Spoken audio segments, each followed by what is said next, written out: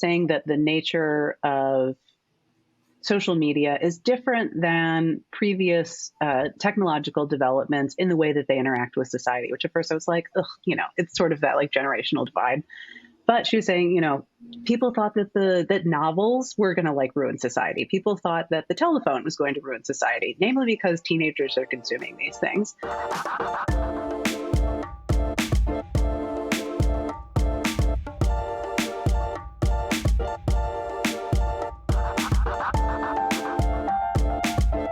Welcome to Needle Stack. I'm Aubrey Byron, a producer on this podcast. And I'm Shannon Reagan, also a producer on Needle Stack. Today we're here to talk about a symposium on OSINT we just attended in St. Louis, Missouri, our hometowns. The 2023 Symposium on Open Source, Social Media, and National Security. That's right. So this event was yesterday, May 30th, 2023. At St. Louis University. SLU is part of the Midwest Intelligence Community Center for Academic Excellence. This is part of a group of intelligence community centers for academic excellence. They're a recipient of this grant, and the symposium is part of the grant program. So it was a really good conference. There was a large portion of it that was more focused on, I would say, recruiting and networking for students going into the field. There were undergrad students, grad students, also a lot of people in geospatial intelligence. The National Geospatial Intelligence Agency has had a large footprint in St. Louis for decades. So a lot of students were, I think, funneling into that field or that type of work. But this was to examine the role of OSINT kind of intersecting with those more traditional intelligence gathering methods, especially the emergence of social media intelligence or SOCMINT and how to embrace and adapt to that change in the OSINT landscape. Yeah, I think the SOCMINT element in particular, which is obviously just a subdiscipline of OSINT, that's something we cover on our blog a lot. We've been covering on this podcast. And so that was one part that I was happy to see a couple panels on in particular. Yeah, there were a few panels on, there was one on GeoInt and one on OPSEC as related to OSINT and SOCMINT. I think especially for younger people who are used to having social media and the internet as part of their lives, and in fact live a lot of their lives on social media. Their perception of privacy is different. Their perception of communication is different, what they decide to share, and how that can play out in operational security measures, but also the benefit that it can give to young people for harnessing the power of OSINT on social media because they have this, long-standing knowledge of how it operates, how to use it, and that they can adapt to new platforms as they come out. It's not just going to be, certainly not Facebook anymore, Instagram, Twitter, TikTok, and whatever the next thing is. Yeah, there were a couple speakers, a speaker and a panelist from each from the FBI. And something that I thought was interesting from the day was talking about both of them kind of recalibrated from what they used to focus on, which was international counterterrorism, to more domestic, dealing with the radicalization of youth here. And one thing they mentioned was basically the investigation of, say, a mass shooter, which is unfortunately very relevant in the US, usually starts on social media because they're not really connecting to people in real life. And that is where you're going to find a lot of the like, what, why, when, where, and who knew. Yeah. I think Susan Brockhouse, who was on one of the panels, FBI analyst, I believe, she was talking about kind of the history of Al-Qaeda and then ISIS and the different ways that they operated. And then kind of as ISIS has fallen out or like lost popularity on social media, which is such a strange phrase to say, the nature of radicalization has kind of become untethered to any group, that anyone can become radicalized at any time because they're consuming content. They might be in really like niche forums or things like that that are just unknown to the investigators. And so there's this very like random remoteness to, who gets radicalized and when, but it often is young men, that end up acting on it as well. I think that was some of the really interesting stuff was, a lot of people, I think, get in their own lane a lot of, we think about OSINT this way and for these applications. At the event, it made very clear, like, just the wide world of OSINT. Thinking about counterterrorism is different, now than when we were in the Iraq and Afghanistan wars. That counterterrorism is, more domestic, I would say, in its focus. Maybe not entirely, but that is a large component for it in peacetime. The application of OSINT in understanding migration, understanding poverty in cities. There's another really interesting examples that one of the graduate students tipped me off to was that the Smithsonian, I have to find the name, the Smithsonian Cultural Rescue Initiative, that this is a unit essentially out of the Smithsonian that's working to rescue cultural artifacts, particularly in Ukraine right now. I was reading an article on this after she kind of gave me the tip. And, part of the Russian invasion is on the premise that Ukraine is not an independent country, or that it never was its own nation. It doesn't have its own history. And so erasing that actual history is part of the invasion itself. So cultural sites are being targeted. And the Smithsonian is using, a range of intelligence methods to understand what is being targeted or what has been damaged, what can be rescued from these sites. Some of that comes from satellite imagery, but sometimes satellite imagery misses things, and they need to see, the social media account of people on the ground that, even though the building looks intact from above, the windows are blown out. You need to go in and actually see, what the damage is. That actually reminds me of one of the articles that we covered in the OSINT News Roundup a while ago, which was about this kind of cultural fight that the Russians are conducting to try to sow this sort of Soviet loyalty among Ukrainians, was to erect and sponsor statues that honor famous Russians, and this sort of idea that you are Russian. And I thought that was really fascinating, just because I think all over the world, sort of the debate of whether statues matter, whether that's a relevant thing. And I thought that it was very explicitly part of their strategy. It was interesting. Yeah. Who would think in 2023 we'd be arguing about, marble and bronze statues? Another application that I hadn't really thought about that was interesting to me from the GeoInt panel was talking about using GeoInt for disaster relief. That geolocating photos with the earthquake in Haiti, the hurricane in Puerto Rico, and being able to get to disaster relief areas, especially when some of those, especially I think on those islands when the internet or goes out, cell phone coverage becomes spotty because of the storm or the disaster. And that's really not something that we've covered on this podcast or talked about very much, that I thought was fascinating. Well, yeah, I think because the flip side is also true. Like, you might be able to see storm damage, but you don't necessarily know where people are if the, roads and bridges become accessible, which is where I think OSINT, particularly SOCMINT, come into big play in these disaster recovery situations, or really any crisis where you can't get people on the ground, but people are nonetheless there. So you can get information out from on the ground, but you don't necessarily have your own representatives in the field.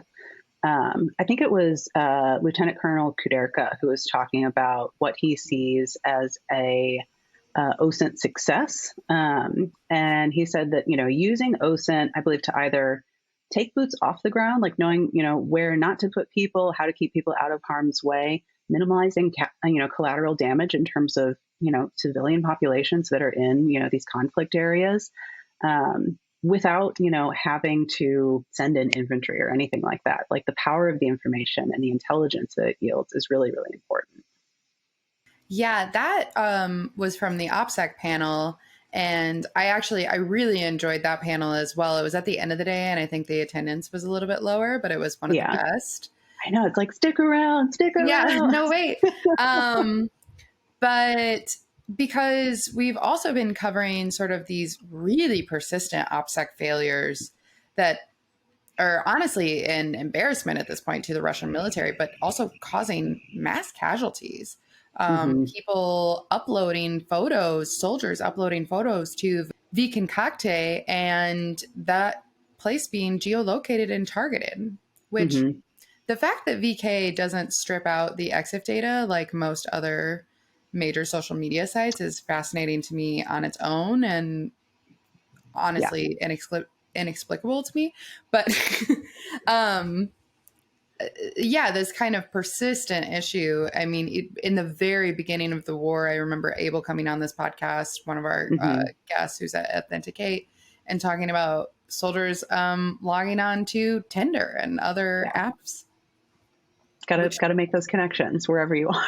Yeah, and utilizing their location. So that idea, but one of the things I've been reading is sort of, if in a future potential conflict, if we were ever to get there with China won't have this issue because they have severely restricted social media use.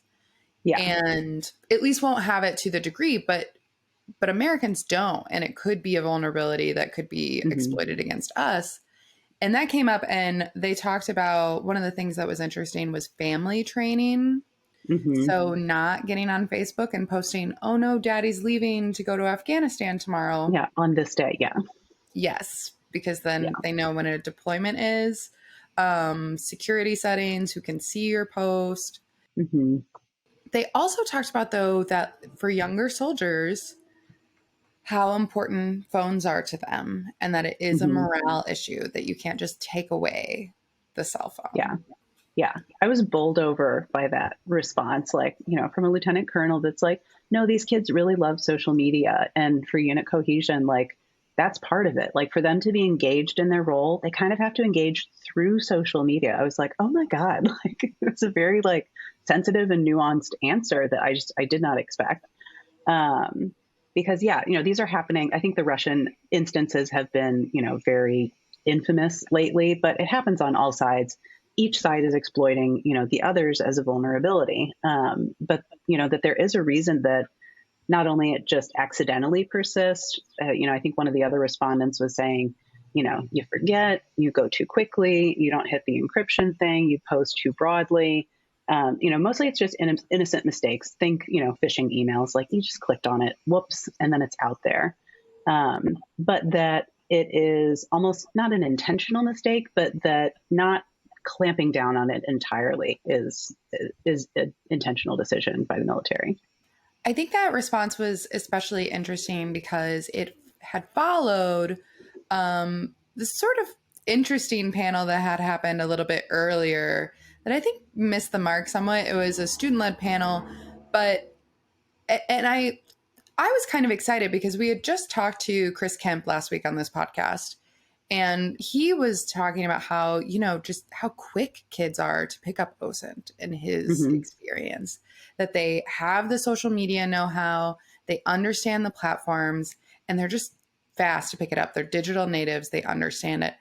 And I thought maybe that would be the focus of this panel, but it was a little bit more sort of, it covered these generational divides, which, as you said in his answer, a little bit of just how important and ubiquitous social media use is for younger people in particular.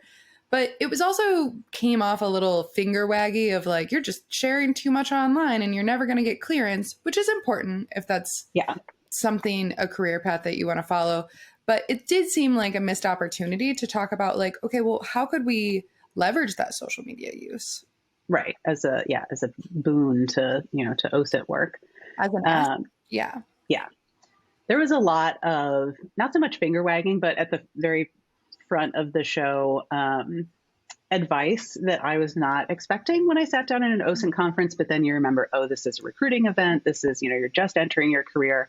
So the advice was no nudes, no DWI, no, be careful who you surround yourself with or who you trust.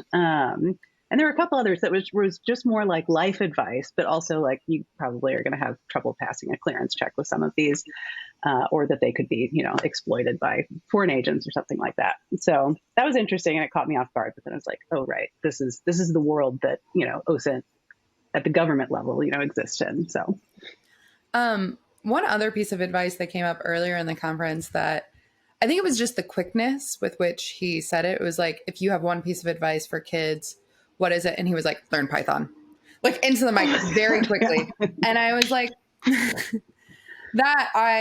I'm married to a software developer, so I enjoyed that piece of advice. But I do think, especially as we enter a world where AI is going to become a bigger part of our lives, so much of it is online, that it really does become that it's not just software developers that need to learn a little bit of coding. Mm-hmm. It really, almost every job is. Yeah. It would be helpful. It will be useful to at least know the bare minimum. And I thought that was good advice. Yeah, there was definitely an emphasis on Python. I think a few other people, the hashtag or the, word of the day was foot stomp. Like, I'm going to foot stomp this, sentiment or whatever. A couple other people backed the Python advice. They're like, we need computer scientists, to deal with this, massive amount of data that we collect every day and need to make sense of. Like, we need that skill set. But a lot of the people, including people on stage, are like, I was a liberal arts major. I did not think that I would end up working for the FBI, the NGA, these, seemingly highly technical or like, intelligence agencies that a history major, an English major or whatever don't necessarily see themselves in.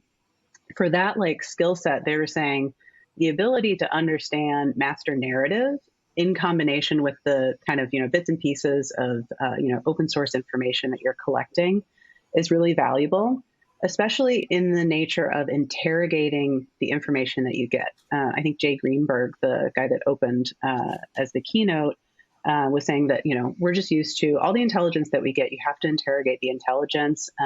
If you're working with a foreign friendly or a foreign, it's complicated.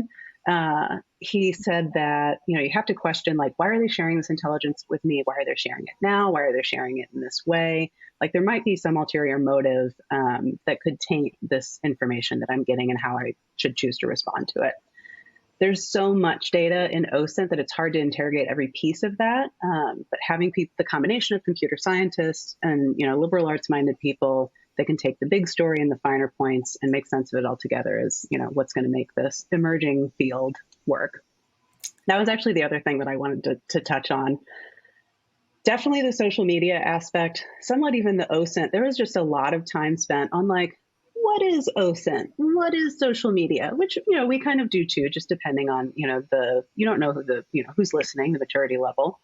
But there was like a phrase of like, social media will likely be around for a long time. It's like, well, yeah, like this is here to stay. Like it just felt like it was kind of questioning, is this a fad? Like, is OSINT a fad? Is SOCMINT a fad? It's like, no, this is just like how things are going to be done now. Like this is a tenet of intelligence.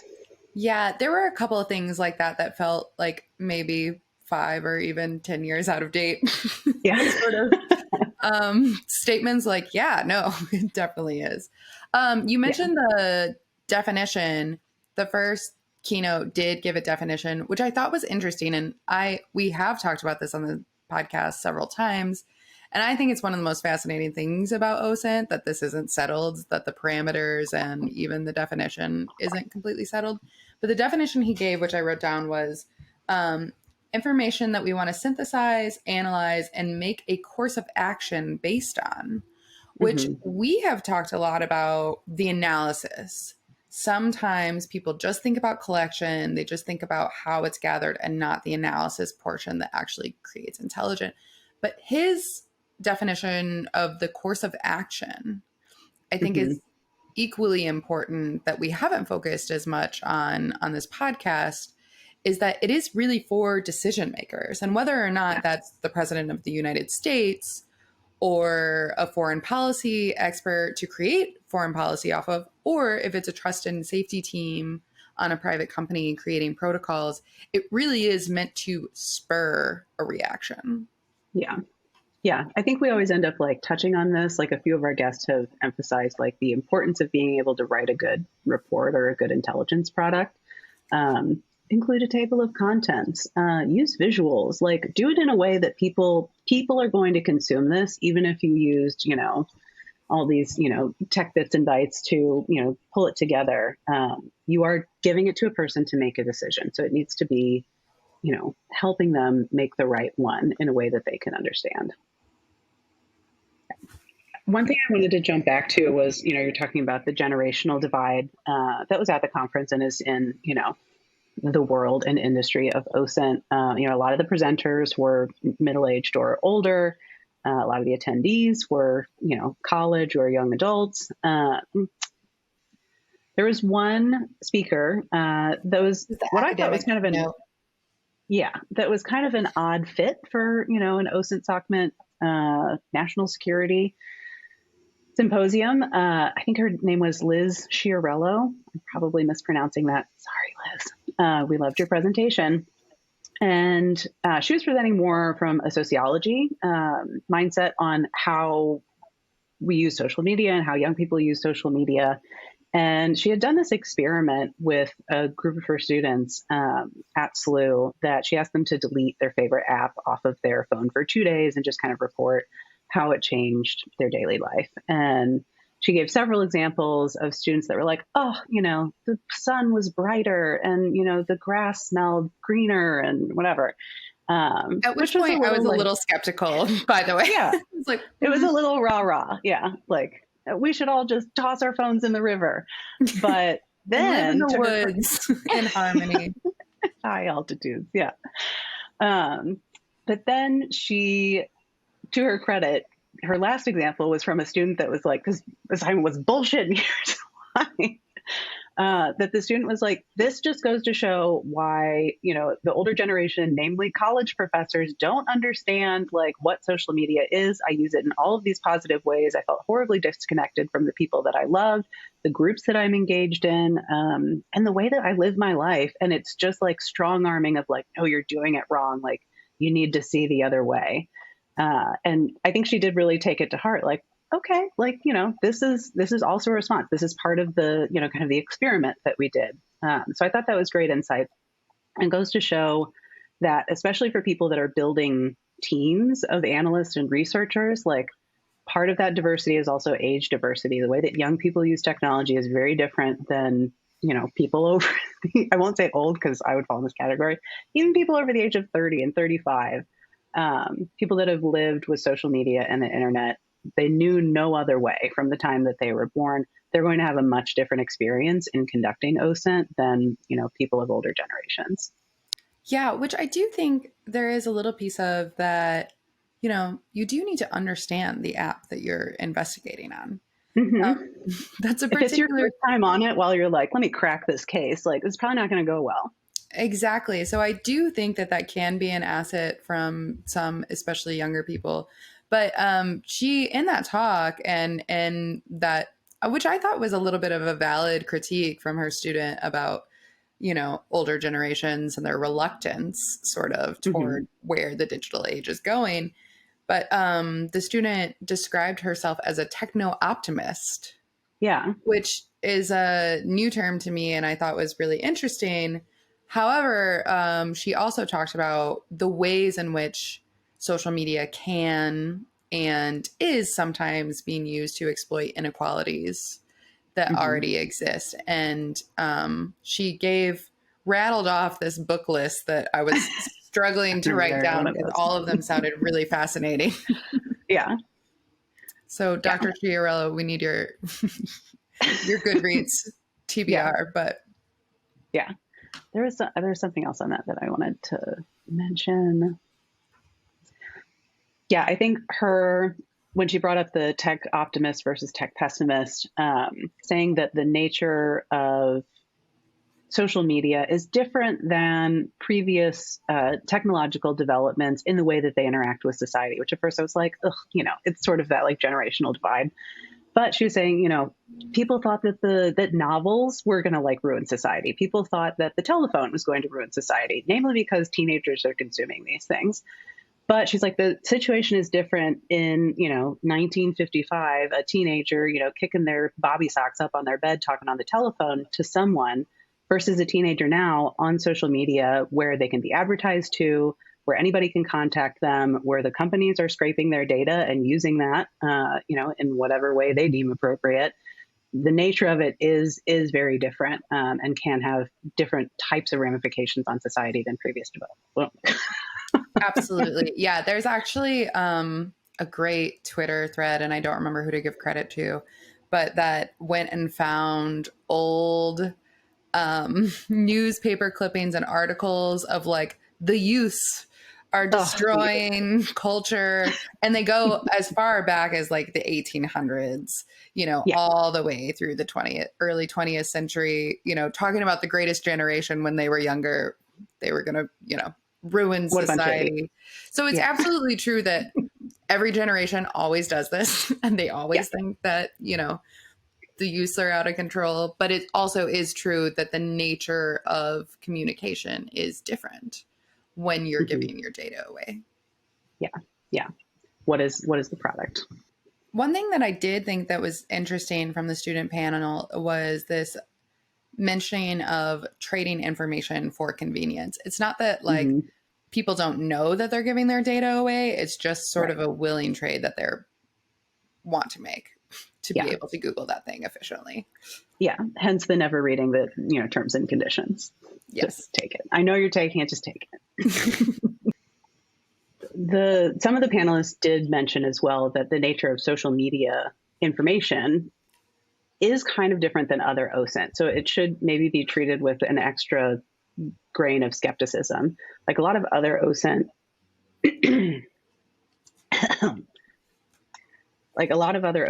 there is some sort of like intermediary between the initial, information and the publishing of that information. With social media, it's much more raw. It's coming directly from the source. You can put it up, in the moment, which is part of its value.